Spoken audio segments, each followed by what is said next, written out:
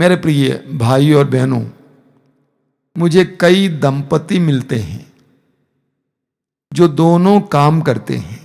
उनके बच्चे भी हैं, लेकिन दोनों काम करते हैं। कहीं कहीं देखने को मिलता है कि दोनों सरकारी नौकरी कर रहे हैं, इसीलिए अच्छा तनख्वाह मिलता है, वेतन मिलता है, घर पे पैसा आता है। लेकिन बच्चों की क्या स्थिति है?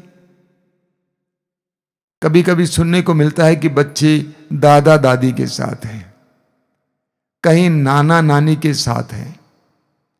जब पहली बार मैं गिरा था और मैं बिस्तर पे पड़ा हुआ था, काफी दूर से एक दंपति आया था कार में, और वे मेरे पास आए। उन्होंने कहा कि देखिए, ऐसा है कि हमारे पास एक बेटी है 6-7 साल की, हम एक और बच्चा चाहते हैं।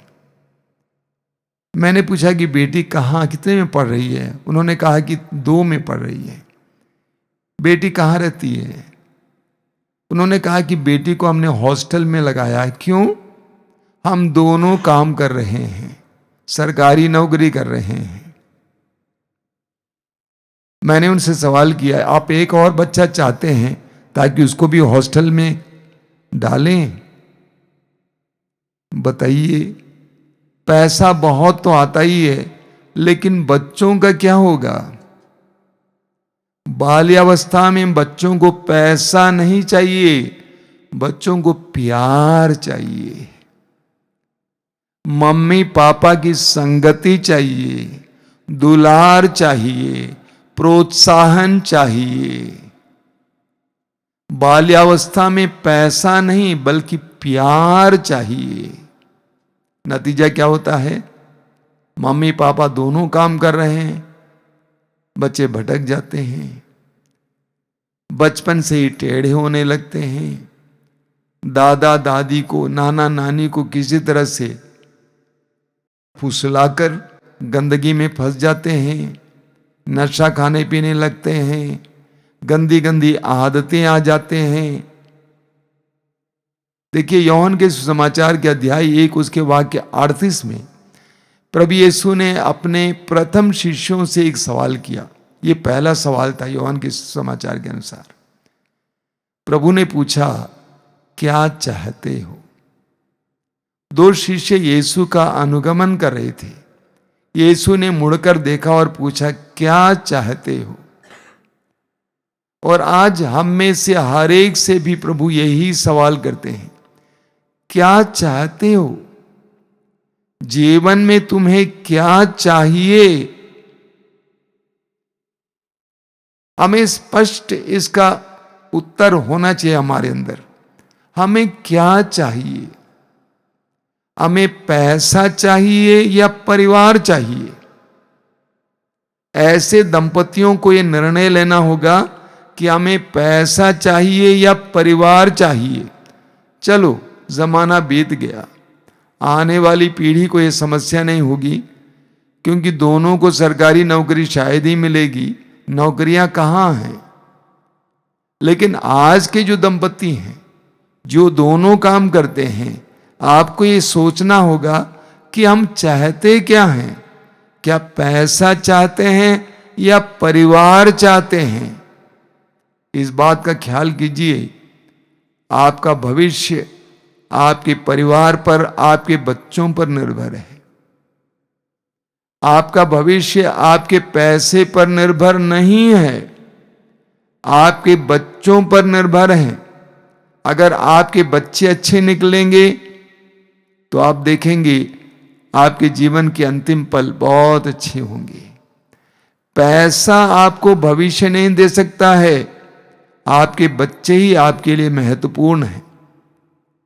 2 साल पहले मेरे कमरे में एक दंपति आए अपने जवान जवान बेटों के साथ।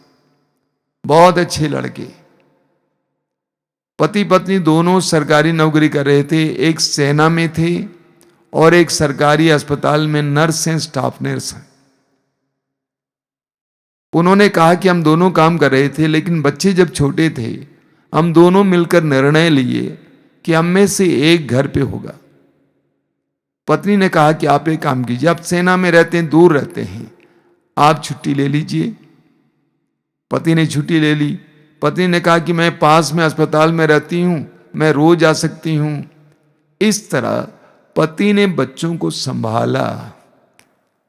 सोने जैसे दो जवान बेटे, उनके अंदर प्रज्ञा थी, माता पिता के अंदर प्रज्ञा थी। उनके मन में यह निर्णय पक्का था, हमें हमारे बच्चे चाहिए, यही हमारे भविष्य है। ठीक इसके विपरीत मैंने शायद आपसे कहा होगा, कुछ साल पहले एक दंपति आए आश्रम में। आते समय मैं उनसे मिला। पत्नी ने कहा, पति कम बोलते थे, पत्नी ने कहा कि ऐसा है, मेरी ये बेटी है 16 साल की, ये मानसिक रूप से अस्वस्थ हो गई है, और ये मेरा बेटा है 13-14 साल का है, ये मोबाइल का शिकार हो गया है और साथ साथ नशा भी करता है। तो मैंने पूछा कि भाई आप दोनों क्या करते हैं? दोनों ने कहा कि दोनों नौकरी कर रहे हैं, एक रेलवे में काम कर रहा है, दूसरी टीचर है। मैंने कहा काम कीजिए, आप 3 दिन यहां रहिए, उसके बाद हम मिलेंगे। 3 दिन प्रार्थना में रहे। जाने से पहले मैंने उसको बुलाया और पूछा कि आपको समझ में आया कि इन बच्चों का भविष्य बिगड़ने के लिए कारण क्या है? तो पत्नी ने फिर कहा, जब ये बच्ची छोटी थी उस समय वो बोला करती थी, मम्मी पापा आप में से कोई घर पे रही है ना, लेकिन हमने इसकी बात को नहीं माना। हम बच्चों के भविष्य के निर्माण में पैसा इकट्ठा कर रहे थे, नतीजा दोनों बर्बाद हो गए। एक मानसिक रोगी हो गई है और एक नशे का शिकार हो गया है। प्रभु यीशु ने मत्ती के सुसमाचार के अध्याय 6 वाक्य 33 में कहा है, तुम सबसे पहले ईश्वर का राज्य और उसकी धार्मिकता की खोज में लगे रहो। हमें बहुत सारी चीजें खोजने की आवश्यकता है। धन संपत्ति भी चाहिए, ही नहीं चाहिए, धन ही नहीं चाहिए, धन भी चाहिए, लेकिन प्रभु ने कहा सबसे पहले ईश्वर के राज और उसकी धार्मिकता की खोज में लगे रहो। रोमियों के पत्र के अध्याय 14 वाक्य 17 में संत पौलुस कहते हैं कि ईश्वर का राज खाने पीने का विषय नहीं है, बल्कि न्याय, शांति तथा पवित्र आत्मा द्वारा प्रदत्त आनंद का विषय है। तो ईश्वर का राज का मतलब यह नहीं है कि सिर्फ आर्थिक तरक्की हो, बल्कि क्या है? न्याय यानी प्रेम, शांति और पवित्र आत्मा द्वारा प्रदत्त आनंद। इसको खोजिए, परिवार में इसको लाने के लिए प्रयास कीजिए। मेरा इस आश्रम में रहते हुए कई साल हो गए, 31 साल से मैं इसका अधिकारी हूं, मेरे ऊपर इसकी जिम्मेदारी दी गई है। मेरा हमेशा ये प्रयास रहा है कि कैसे आश्रम में रहने वालों को और आश्रम के प्रांगण को एक आध्यात्मिक स्थान बनाए रखूं, कैसे यहां प्रेम लाऊं, शांति लाऊं, पवित्र आत्मा द्वारा प्रदत्त आनंद लाऊं। अगर परिवार में प्रेम नहीं है, न्याय नहीं है, सम्मान नहीं है, मेल मिलाप नहीं है, परिवार में शांति नहीं है, बेचैनी है, झगड़ा है, परिवार में किसी में आनंद नहीं है, कोई उमंग नहीं है, तो पैसा रख के क्या कीजिएगा? लेकिन समस्या आजकल देखने को क्या मिलती है, विशेष करके आधुनिक युग में पति पत्नी दोनों अकड़े हुए हैं। पति बोलता है कि मैं काम करूंगा, पत्नी बोलती है मैं काम करूंगी। दोनों काम करना चाहते हैं, कोई भी घर पे रहना नहीं चाहता है। वे अपने अपने जगहों पर जाकर अपने अपने लोगों के साथ मस्ती में जीना चाहते हैं, बात करना चाहते हैं, काम करना चाहते हैं। ऐसे में पिसता कौन है? बच्चा। घर को संभालने के लिए कोई नहीं है। अभी कुछ दिन पहले आश्रम में एक दंपति आए, एक छोटे से बालक के साथ। पति पत्नी दोनों काम कर रहे हैं, सरकारी नौकरी है। दोनों शाम को आ जाते हैं घर पे, सुबह चले जाते हैं, शाम को आ जाते हैं। शाम को आते ही झगड़ा शुरू हो जाता है, कौन कपड़ा धोएगा, कौन बच्चे को संभालेगा, कौन खाना पकाएगा, कौन बर्तन मांजेगा। और बच्चा ये देख रहा है, 4-5 साल का बच्चा है, और माँ काम करते समय बच्चे से छुटकारा पाने के लिए उसको टीवी के सामने बैठा देती थी। अभी बच्चा मानसिक रोगी हो गया है, कुछ समझ नहीं रहा है, कुछ ढंग से देख नहीं रहा है। बताइए कैसे हमने अपने आप को बर्बाद किया पैसे की खोज में, अपने बच्चों के भविष्य को बर्बाद किया, अपने परिवार को बर्बाद किया है। यशायाह नबी के ग्रंथ के अध्याय 55 वाक्य 2 में प्रभु कहते हैं, जो तुम्हें तृप्ति नहीं दे सकता है उसकी खोज में क्यों लगे रहते हो, परिश्रम क्यों करते हो। जो तुम्हें तृप्ति नहीं दे सकता है, जो तुम्हें शांति नहीं दे सकता है, चैन नहीं दे सकता है, आनंद नहीं दे सकता है, क्यों उसके लिए परिश्रम करते हो। लूकास के सुसमाचार के अध्याय 18 में हमें एक धनी के बारे में पढ़ने को मिलता है। वो धनी इंसान बहुत उत्साही था, यीशु के सामने आया, उसने कहा, गुरुवर अनंत जीवन प्राप्त करने के लिए मुझे क्या करना चाहिए। भले गुरु, अनंत जीवन प्राप्त करने के लिए मुझे क्या करना चाहिए। प्रभु ने कहा, नियमों का पालन करो। उसने कहा कि मैं नियमों का पालन करता हूं, मुझ में किस बात की कमी है। प्रभु ने कहा, तुम में एक बात की कमी है, तुम घर जाकर अपनी सारी संपत्ति बेच डालो, गरीबों में बांटो, और तब आकर मेरा अनुसरण करो। वचन में हम पढ़ते हैं कि वो व्यक्ति उदास होकर चला गया। उदास धनी, संसार में बहुत सारे धनी उदास हैं, धन को छोड़ने को तैयार नहीं है। पैसा ही उनके लिए सब कुछ है। पैसे के पीछे अपनी जिंदगी को बर्बाद करेंगे, पैसे के पीछे अपने परिवार को बर्बाद करेंगे, अपने बच्चों को, उनके भविष्य को बर्बाद करेंगे, लेकिन उनको पैसा ही चाहिए। हमें इस बंधन से छुटकारा पाने की आवश्यकता है। मैंने आपसे कहा पैसा भी चाहिए, लेकिन पैसा ही नहीं। प्राथमिकता अन्य बातों के लिए होनी चाहिए। प्रभु ने कहा, सबसे पहले ईश्वर का राज और उसकी धार्मिकता।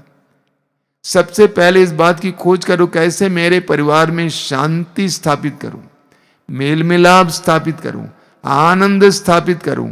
उसको पाने के लिए मुझे क्या करना होगा।